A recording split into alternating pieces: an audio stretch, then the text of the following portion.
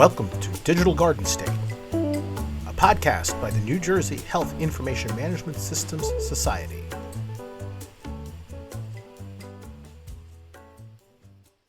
Welcome to the New Jersey Health Information Management Systems Society podcast series, where we discuss emerging trends in healthcare technology and their impact on our industry. New Jersey HIMSS is a consortium of healthcare professionals, providers, and vendors who are committed to promoting constant improvement in the use of information technology within the healthcare industry. I'm your host, Mike Fortino, current New Jersey HIMSS board member and account executive with GalaxE Solutions. If I can only say my company's name right, maybe I would do a little bit better. Before we get started, I'd like to remind our membership that our chapter is supported by some amazing companies, and without their sponsorship, we could not deliver on our mission of healthcare technology advocacy and learning. Today's topic is top of mind for just about everyone in most organizations, regardless of industry, and that is artificial intelligence. And today we're going to discuss AI from the perspective of security, acquisition, policy, education, and operational changes. A whole lot of topics there. And to help us navigate our discussion today is Jesse Fasolo, Director, Head of Technology Infrastructure and Cybersecurity, Information Security Officer for St. Joseph's Health System in New Jersey, and Gerry Blass, President and CEO of ComplyAssistant, a highly respected organization that provides healthcare compliance management software and professional consulting services. Welcome, guys. Good morning, Mike. Good morning. Good morning. It's really good to have both of you on. I really am excited to talk about artificial intelligence and what that means to a lot of our members, all their organizations, what they have to do. So let's get right into it. Jesse, there's a whole lot of places we can start here, but when it comes to artificial intelligence, we always talk about it, and we've talked before a little bit. There's that little bit of education that maybe you might want to do a little research, and I do that from time to time, and I often get myself in trouble, because I look at artificial intelligence, and there's so many disciplines, so many different ways to go.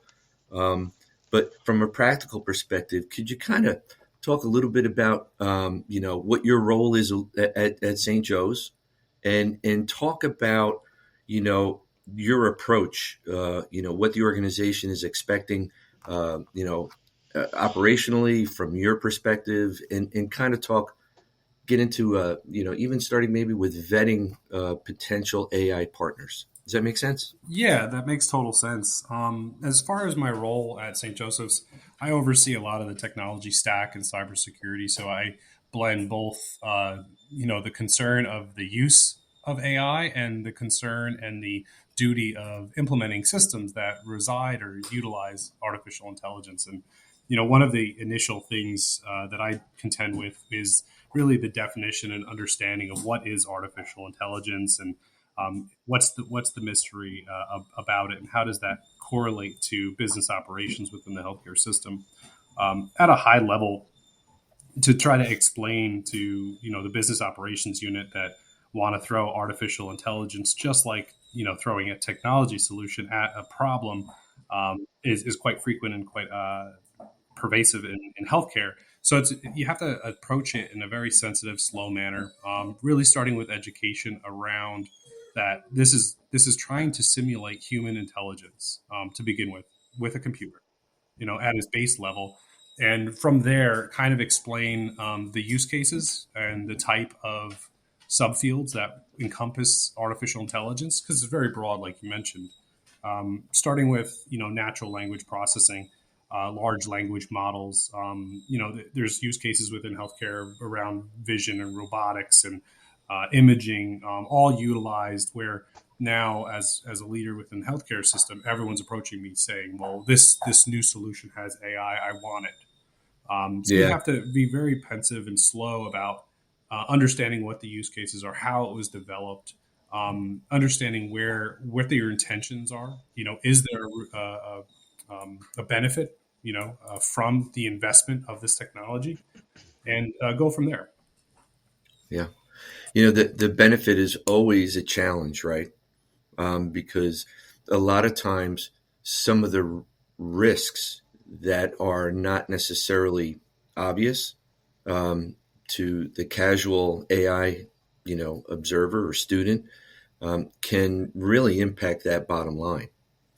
And it's had navigating that is just just another level of complexity to the whole process.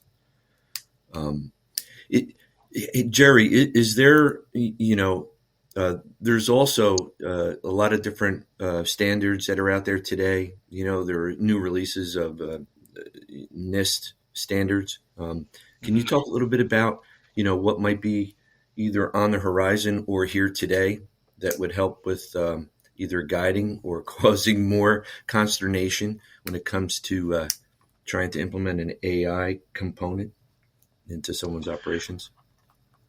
Sure. So, the basic HIPAA security rule, privacy and security, of course, from 20 years ago, has the basic controls that cover protecting PHI and de-identifying it when necessary. So that would be a basic right there. I think there's going to be an update to HIPAA security this year. I'm not sure if it's going to include stuff around AI. But certainly from a HIPAA standpoint, we could probably see some impacts on business associate agreements, the notice of privacy practices, policies and procedures in general. And then when you talk about the NIST AI RMF, Risk Management Framework 1.0, Mm-hmm. so I read something that was published in January of 2023, and it says, as directed by NIST, the goal of the AIRMF is to offer a resource to organizations designing, developing, deploying, or using AI systems to help manage the many risks of AI and promote trustworthy and responsible development, blah, blah, blah, blah, blah. So, it's in its early stage. Everyone can Google it and read about it. We're actually bringing the version 1.0 into our framework, into our platform as we speak. So that it could be available to our clients. So, there's going to be, I'm sure, plenty of guidance coming down the road. There's even guidance around legal stuff. Like, for example, with the generative AI, the GPT, it's been scraping information and perhaps been scraping proprietary information from maybe like New York Times or things like that. And then so that's input, and then output could actually result in plagiarism. And so that's one of the things that's occurring with the generative AI. Where's the output coming from? And is it actually copyrighted, or is it plagiarism? So that's just one little aspect of it that, I've been reading about. Mm-hmm. But I think overall, when you think about, large models, language models, big data sets, if this is let's say a cloud, hosting, Mm-hmm. then, and that's just as an example, if they're doing a training model and it starts out with identifiable health information, well, that has to be de-identified because it's training, it's not actually being used, but it should be protected by de-identification.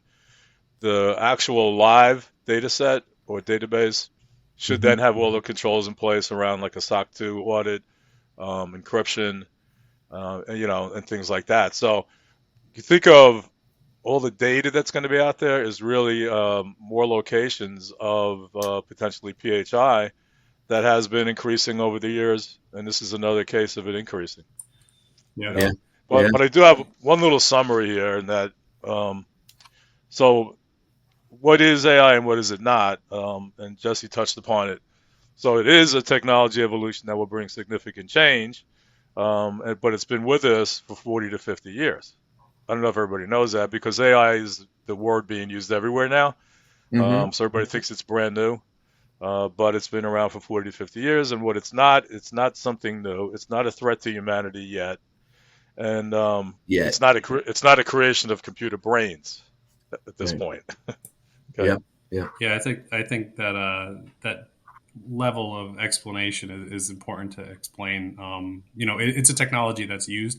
I think the thing that for me that is concerning is the use of it, right? And how we are so quick Right. to rush to the new trend. Mm-hmm. And Gerry, you mentioned policy. I can bet you most organizations at this point don't have the necessary policies in place to provide guidance on AI use, acquisition of AI within their organization, review of any AI models or development. How do we as an organization ensure when we partner with a company that uses AI, how do we ensure that their AI system will continue to function as we bought it, or will it evolve Mm-hmm. and Right. become something that Yeah. it shouldn't? Yeah, exactly. How will it evolve? Yeah. Yeah. So But, Exactly. Jesse, having all of that in place, even prior to vetting a partner, AI partner, is so important now. And it appears everyone's behind. yeah, I You know. think everyone. Right. I think it's a total. The United States has been behind. In Europe, they've been talking of controls and regulations on AI for 2 or 3 years now. They've had documents and Yeah. standards out. I think the U.S. Mm-hmm. is finally getting there. NIST RMF AI 1.0, like Gerry was talking about, is a Yeah. great step forward. It's great guidance for many health systems that do follow the NIST framework for their risk and security purposes. But again, this is a whole new learning curve with no education Right. that Yeah. everyone has to adopt quickly because we're moving at a faster pace with partners and vendors implementing AI and releasing it as a product release and not really talking about it to the customer. Right? They've added Right. Right. AI on the back of the back end system, and that's great and it's beneficial and it does help. But are they following controls and do they have the necessary security in place and discussions happening on their organization? And we don't know. And Gerry also brought up a really good point in the business associate agreement and contract agreements. Now we have to be really careful about what the use case. For years now, we've talked about business associates and data use policies, where Right. what are you going to do with my data? And you can use it if it's de-identified, and that's great. But typically, when you go through those agreements, you're understanding that they're going to use it for betterment of their system, not offer that data as a subset of data to be utilized by other firms and other organizations and on the internet freely. And do Right. we trust organizations that de-identify? Mm-hmm. And will artificial intelligence be smart enough to then cross correlate those data points and identify people in the future? It's very concerning. Yeah. Yeah. Yeah. I think the buzzword is that for folks to really try to understand when somebody says it's AI. Mike, you mentioned there's so many derivatives, but if somebody's going to say, okay, well, there's machine learning, there's large language models, there's NLP, and I think 3-letter acronyms and 2-letter acronyms is all over the place here.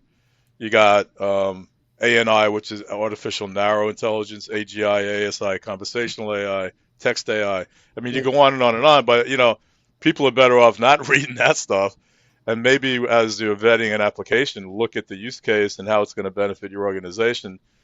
Such as with the problem with nursing, with the pandemic, nurses were originally heroes and being hailed. Then all of a sudden, reality set in, and they were becoming exhausted with the work. They were having trouble keeping up with everything, and the older nurses retired.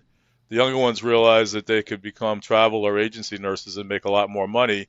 And so, some of these nurse management aspect of AI could mean, if they have issues with having enough nurses or the cost, these systems could provide the result of doing some of the routine things that nurses do, taking that off their hands, maybe under education for new nurses, maybe automating that.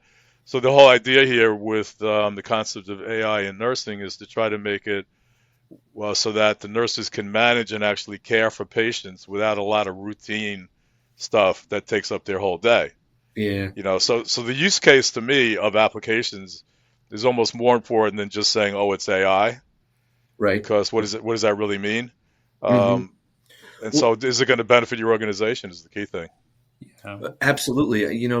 I wanted to ask Jesse around, what his experience is from a um, you know, what are the typical requests for, either optimization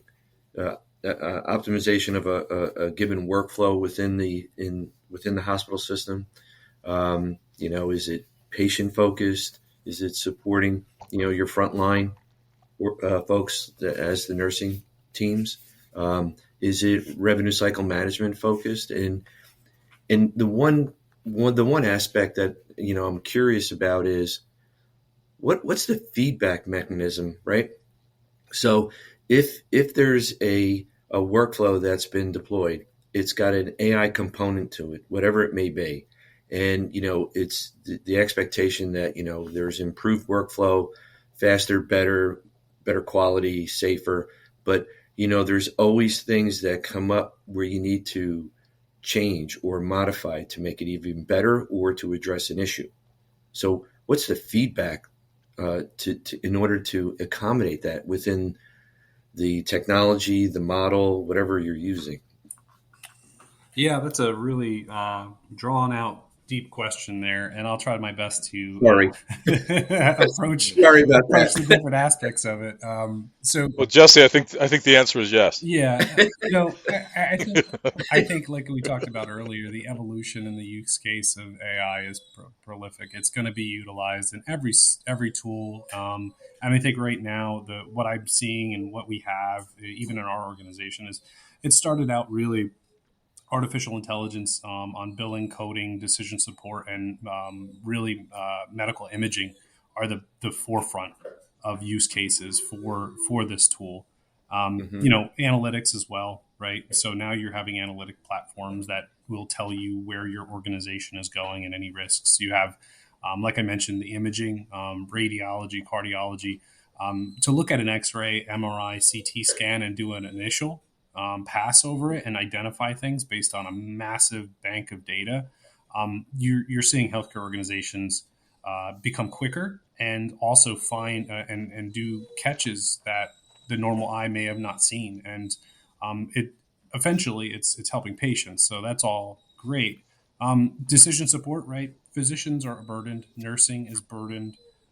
What tools that are being provided in most EMRs now that they're adopting AI or charging for AI as an option to add on is decision support, right? Giving recommendations and guidance for diagnosis and possible treatment plans or education plans or medication selection quicker, helping with notes, helping with guidance during their charting, right? What to do next, where to go. Those areas, like I mentioned, are helping healthcare. That's what I'm seeing as far as technology to support it.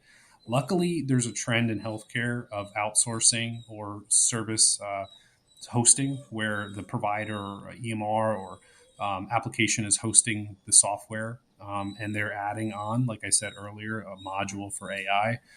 If you have to support AI, you're back down to the technical requirements of high bandwidth and high low latency for storage, and you're back to the I guess the older way to think about things is ensuring your core infrastructure has the performance to support it. Those are the use cases that I'm really seeing in the future. With analytics now and data that healthcare holds, you're going to see, strategy built off of AI, built off of the analytics and the data that the healthcare system has, right? What to do, patient flow, length of stay, all of these areas and issues that impact healthcare can be helped by the use of AI. And I'm really happy that we're here and we're in the present and this is happening. But roll it back to do we have the controls in place? Are people educated in its use? At the end of the line, it's still a human that needs to interact with this machine or a computer or algorithm. And Jesse, you being CISO, I'm sure that the aspect of helping with cybersecurity as well, so that breach detection, monitoring, response. Maybe you want to talk about that, because I know that AI is being used to maybe more quickly find anomalies on the network that looks suspicious and alert, so that maybe the time frame to realize that somebody is on your network, some bad actor, could be reduced. And that's something as a CISO you could probably expand on that, right? Yeah, absolutely. My previous answer was really on healthcare operations and strategy, but Right. If you want Right. me to focus on information security, it's just another hat that I wear. Right. It comes down to behavioral analytics, or analysis rather, and intelligence that AI provides. And you mentioned a couple of them. Endpoint detection is like number one. It is the base entry point where AI is being seen and utilized. A lot of these top rated endpoint detection systems are leveraging AI now because it helps their 24/7 workflow. It helps their identification of malicious attacks or the attack chain. Other areas, is intrusion detection, right? Monitoring the network, really identifying any suspicious activities and anomalies. Mm-hmm. Any Yep. healthcare organization, any healthcare system that uses a SOC or a NOC, they need systems that are autonomous that can leverage AI that can do this better than a human, right? If you roll back 10 years ago when a SOC was just looking at alerts that were coming in from systems and they have to field thousands of alerts per hour, now that whole process is broken down and boiled down to a system alerting you on most critical and secondary or tertiary attempts or attacks within the system, and it can correlate across all systems. One of the other technologies that I see in information security and cybersecurity is, we collect a lot of data, and these SIM tools also, is a great repository for all of this data. But then there needs to be an automated way to utilize that. So organizations have adopted SOAR, which is security orchestration, automation, and response systems that then take action and perform tasks. Now you're seeing those systems embedded with artificial intelligence that not only see do the threat analysis in an automated fashion, but then take action on them. Again, most cybersecurity teams working 8 to 5, they need help. Most organizations now being attacked in such a prolific manner in healthcare, they need help 24/7, and they need other eyes, not just human, but software to help. Incident management is another area where artificial intelligence can analyze and correlate the real-time data and really do early detection on threats, right? And act much faster than I would as a leader. And then the other area I would touch on is classification of data, right? Healthcare is riddled with unstructured data. And now you see attacks not only using ransomware. In fact, you find attackers not encrypting your environment, but rather exfiltrating data. So the leverage of those tools to really classify your data, categorize it, helps you then put the controls to ensure confidentiality and safety and sensitivity around that data. Those are the areas from information security that I'm saying that can leverage artificial intelligence. Well, I could see why you're Dr. Fasolo, right? Yes, I appreciate that. You recently have your PhD. Congratulations. Thank you very much. Yeah. And we know that the bad guys are using AI as well to attack and try to find the vulnerabilities more quickly and have successful attacks. So the good guys have to use it too, obviously, to offset the bad actors. Have you, Jesse, read up on that part of it and how the bad guys are using AI? Yeah. You said it. You said it best. The good guys use it. Well, so do the bad guys. And they have bad intentions. And there's a couple areas, especially with artificial intelligence, that are concerning.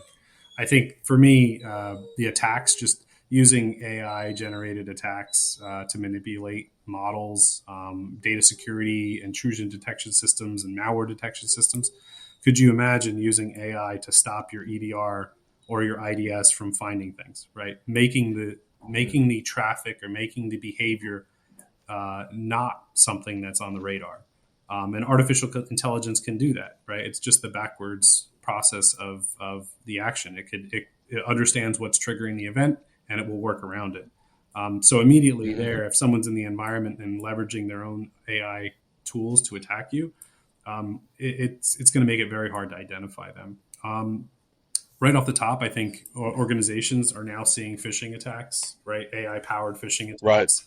Right. Exactly. Acting as if they are working in the organization, using very popular behavior and communication patterns that come out of the organization, data that's scraped off your website, off of your social posts, using individuals that are out there all associated with your organization, using vendors that are partnered that list you as a partner to attack you with. This is happening. So education around that needs to be amped up, right? Security education. One of the things that organizations don't think about when we talk about new AI tools is a hacker can also modify and inject code and change the data and change your AI system. Right. Yeah. So from a third-party perspective, we're relying on, and I'll give you this very bad example. You're relying on artificial intelligence program to help you with imaging, but this malicious bad actor wants to change all the outcomes of what their tool is doing, and they're in that system modifying those records or modifying the data or modifying the wow, that's dangerous. Holy smokes. And then that would trickle down to all systems, all healthcare systems using that. And then one of the big ones you see in the news now is some deep fake, right? So there was a CFO that was just recently deep faked, and they got away with millions of dollars from the organization, and they deep fake video and audio of that CFO, and they did transfers out of the organization, and the money is gone. That was the one in Hong Kong. Correct. And then the other one is biometrics, right? Organizations have relied on biometrics, but now AI can create them synthetically, right? Create fingerprints and create facial recognition images and bypass your systems that you rely on and you believe that you're safe because of. But hackers are starting to exploit these. So just like you said earlier, as fast as we're trying to use AI, so are they. Yeah, so are they. Mike, did you hear about that one in Hong Kong? I did not. Not. Yeah, this employee was on a Zoom or something. It was some kind of a video meeting, and it looked like he was talking to his leaders, including the CFO, and they were instructing him to transfer 25 point something million. Yeah, and he did it, but it was actually deep fake. It's kind of crazy. It is crazy world. It's frightening, and it's something how quickly they were able to manipulate or to use the AI tools in order to do that, right? Right. So it's right now. I don't know if you know it, but Jesse and I are actually deep fakes today. Are you really? You're not talking to real Gerry. I'm a deep fake of a deeper fake. So okay. Ahead of you. I'm not just a pretty face. Well, see, artificial intelligence can get along. You can get along, yeah. Well, we're coming up on about 30 minutes here, and this is a great discussion. But I think if there's any parting thoughts, Jesse, that you may have, Gerry, I'd like to hear them, and then we can wrap up. Well, if I could start, it kind of summarize. So buzzwords and high-profile new technology from the past, Y2K, there was multimedia, blockchain and Bitcoin, internet, which text to graphic and then voice activated. These shifts in technology often take years or decades to resolve, resulting legal, copyright, privacy, and technology delivery.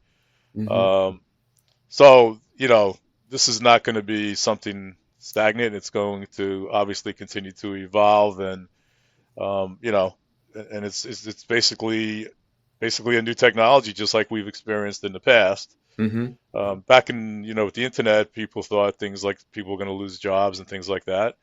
They're thinking that about AI, but it's not necessarily totally true. So, but the other aspect of it is, I think it's important to educate senior leadership and the board to formulate a rational and strategic approach to AI without muddying the waters with undue concern and misinformation. And that's Right. really a responsibility of healthcare leaders. Yep. Yeah, I would agree. And A practical approach to identifying and understanding risk. I'm sorry, Jesse, you're Yeah. about to say? no, I was going to give you my 2 cents and my Please. departing comments here. I think Yep. healthcare organizations, to tie into what Gerry was saying, really needs to implement governance frameworks around AI, Yep. and Yeah. adopt and build out their risk management strategies around AI, ensure that they have the technical safeguards around artificial intelligence, really to comply with HIPAA. And again, we talked about a couple opportunities where bad actors can leverage AI. We talked about education. We talked about training AI. We talked about some areas. All of these need to have controls, necessary controls within your partner, your third party realm, as well as your own organization. And again, the goal here is to maximize the benefits of AI really for patient care. When we come down to it, it will, like Gerry said, this will be utilized. It will help patient care. It will help data security. It will help operational efficiency across the enterprises, and it's much needed, right?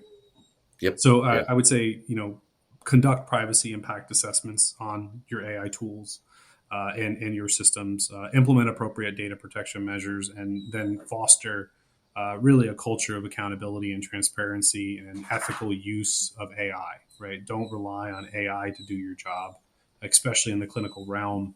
If education is at the forefront, then you can get ahead of that. But when we talk about the use of AI, there still needs to be humans at the end of that confirm and validate that the use case of it, or the data, the output of that AI tool. Right. Should be another tool in the toolbox.